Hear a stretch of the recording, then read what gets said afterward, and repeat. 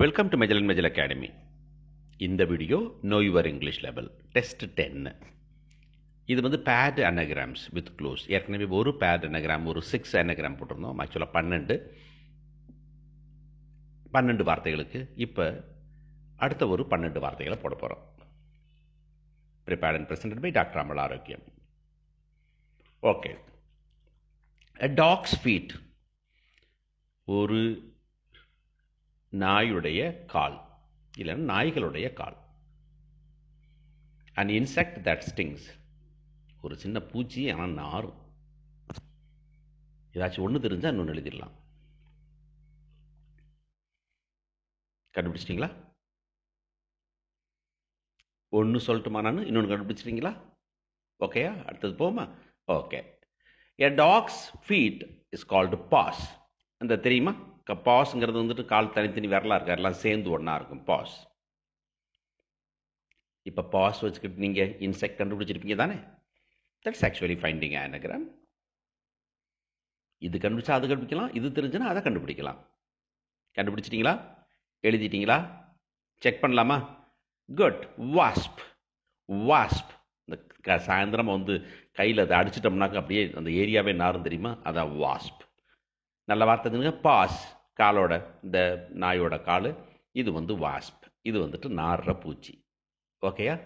Okay. First தெரிஞ்சிருச்சு, ஈஸியாக இருந்தது. தர்ஃபோர் செகண்ட் ஈஸியாக கண்டுபிடிச்சிருவீங்க. பாப்போமா? An animal that lives in a pack. இது கலெக்டிவ் நவுன், தெரியுதா உங்களுக்கு? Pack of dash. An animal that lives in pack. பேக்காக வாழக்கூடிய ஒரு மிருகம்.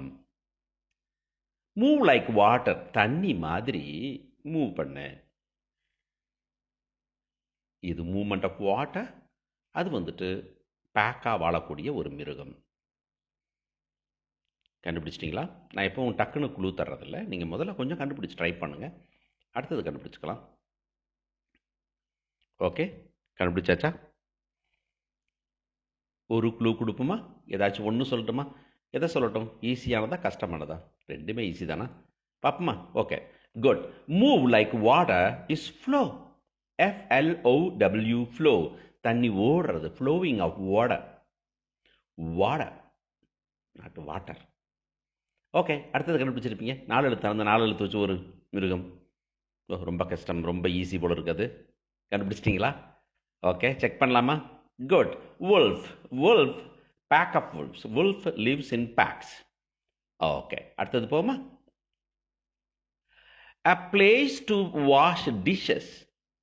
டிஷ்ஷஸ்னா காய்கறிலாம் இல்லைப்பா. காய்கறி வச்சுக்கிற தட்டுக்கு பேர் தான் டிஷ்ஷுன்னு பேர், ரைட்? அந்த டிஷ்ஷுன்னு வச்சு, டிஷ்ஷு தான், டிஷ்ஷு வைக்கிற பாத்திரமும் டிஷ்ஷு தான். ஓகே. ஸோ டிஷ்ஷெல்லாம் கழுவக்கூடிய ஒரு இடம்.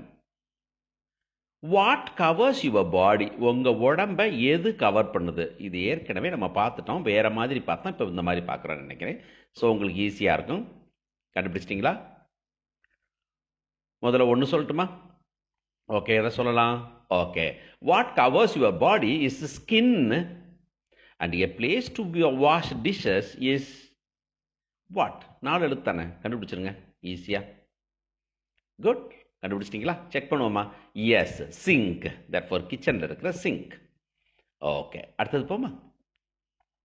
த பாஸ்ட் டென்ஸ் ஆஃப் லீப். லீப்னா தாண்டது. அந்த லீப்புக்கு பாஸ்ட் டென்ஸ் என்ன? அது.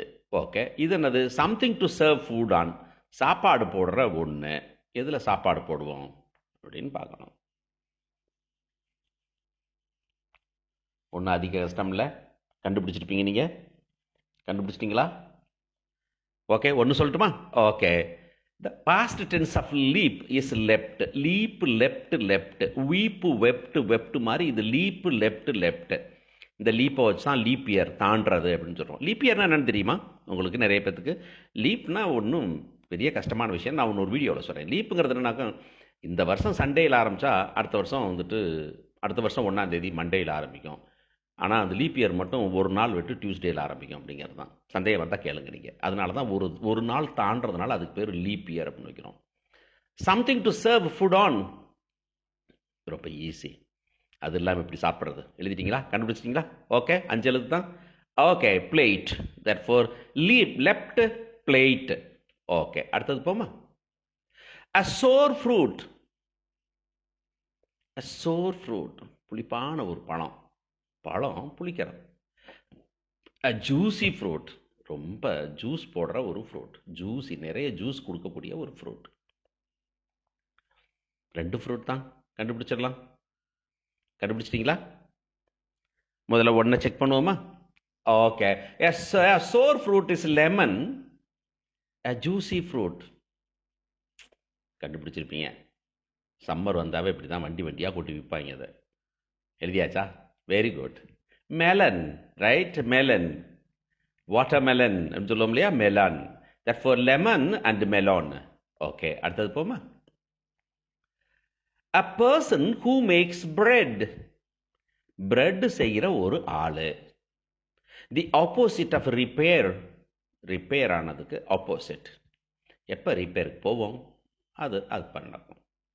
ஓகே, ஏதாச்சும் ஒன்று சொல்லிடலாமா? ஓகே, ஒன்று சொல்லிடலாம்.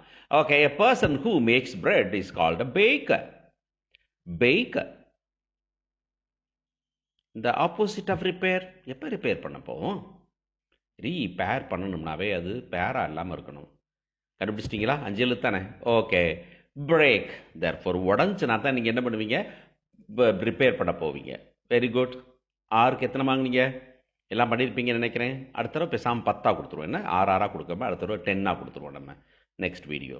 பிள்ளைங்க என்ஜாய் பண்ணுறாங்கன்னு நினைக்கிறேன். பேரண்ட்ஸ் நல்லா பார்த்து சொல்லுங்கள். இது வந்துட்டு ஒன்று வொக்காபுலரியை இன்க்ரீஸ் பண்ணுது. இன்னொன்று நான் ரீட் பண்ணுறது opposite of repair. A person, not a person. A person who makes bread. A person who makes bread. Therefore, read பண்ணுறது நல்ல இங்கிலீஷ் கேட்கலாம். 2, பல வார்த்தைகளை கண்டுபிடிச்சிக்கலாம். அந்த வார்த்தைகள் மீனிங் கண்டுபிடிக்கலாம். அந்த வார்த்தைகளை யூஸ் பண்ணலாம். Therefore, it's vocabulary development plus வந்துட்டு நீங்கள் வந்துட்டு ஒரு மென்டல் எபிலிட்டியை, ஒரு லாஜிக்கல் ரீசனிங்கை அதெல்லாம் டெவலப் பண்ணுறது. இது மறக்காமல் பாருங்கள். தேங்க்யூ ஃபார் வாட்சிங். Like, share, comment, and do subscribe Magellan Academy. Thank you.